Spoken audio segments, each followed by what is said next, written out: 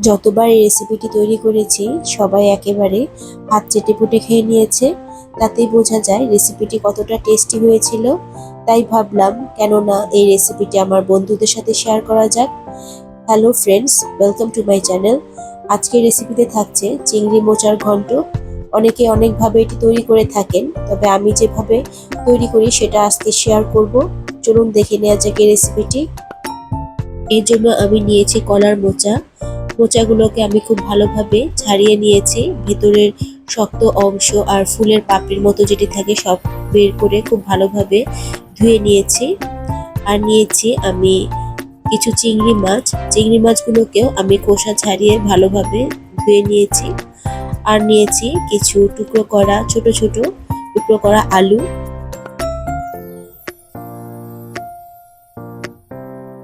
এই রেসিপিতে কুচো চিংড়ি হলে সবচেয়ে ভালো হয়, কিন্তু আমার কাছে যেহেতু একটু বড় সাইজের চিংড়ি রয়েছে তাই আমি এটাকে মাঝখান থেকে কেটে দুভাগ করে কেটে নিয়েছি।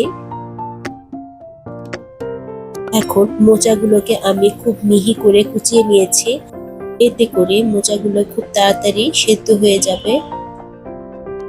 এই রেসিপিটির জন্য আমি একটি ভাজা মশলা তৈরি করব।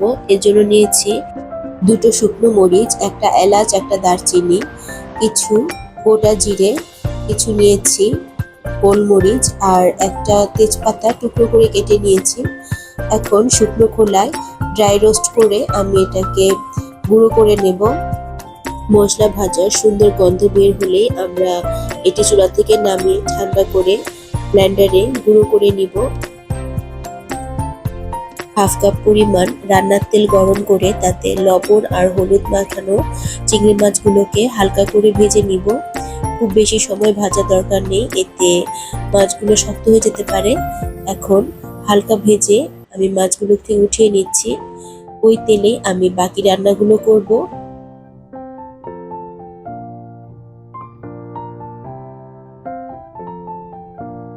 ভাজা মাছগুলো উঠিয়ে নেওয়ার পর ওই তেলেই আমি একে একে ফোড়ন দিব।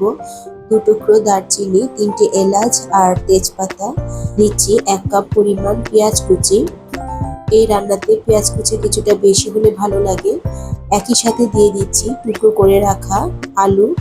আলুগুলোকে আপনারা আগেও ভেজে উঠিয়ে নিতে পারেন, তবে আমি এখানে পেঁয়াজের সাথে আলু একসাথে ভেজে নিচ্ছি। পেঁয়াজ আর আলু দুটোই আমি সোনালি করে ভেজে নিব।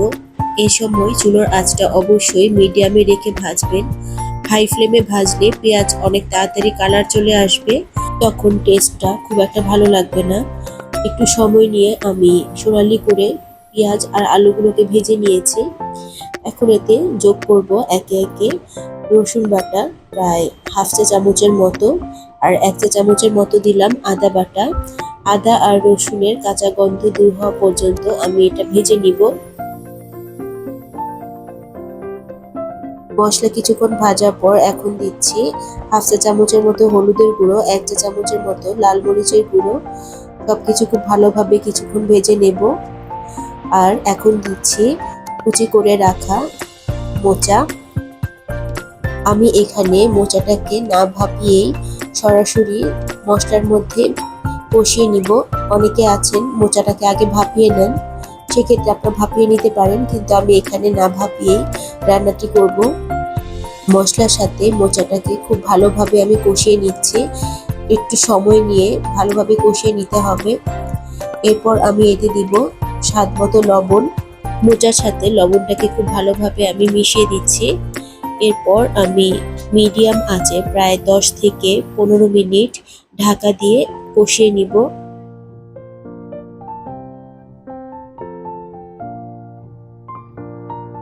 ফিরে এলাম প্রায় 10 মিনিট পর।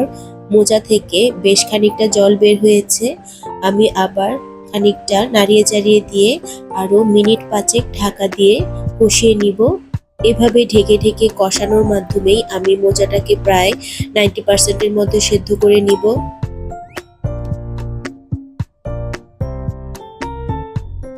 প্রায় 5 থেকে 7 মিনিট পর মোচাটা যখন খুব ভালোভাবে কষে আসবে, তখন আমি দিব ভেজে রাখা চিংড়ি মাছগুলো আর গুঁড়ো করে রাখা ভাজা মশলা। সবকিছু মোচার সাথে খুব ভালোভাবে আরো কিছুক্ষণ আমি কষিয়ে নিচ্ছি।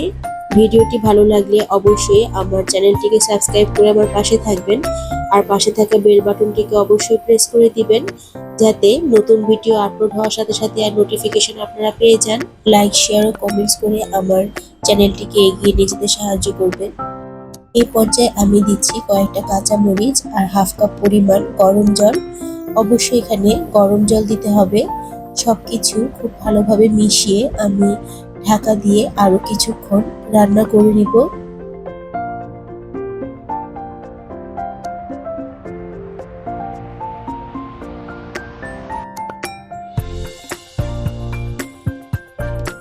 এভাবে বেশ খানিকক্ষণ রান্না করে ঝোলটাকে প্রায় শুকিয়ে নিয়ে এসেছি আর তেলটাও উপরে ভেসে উঠেছে।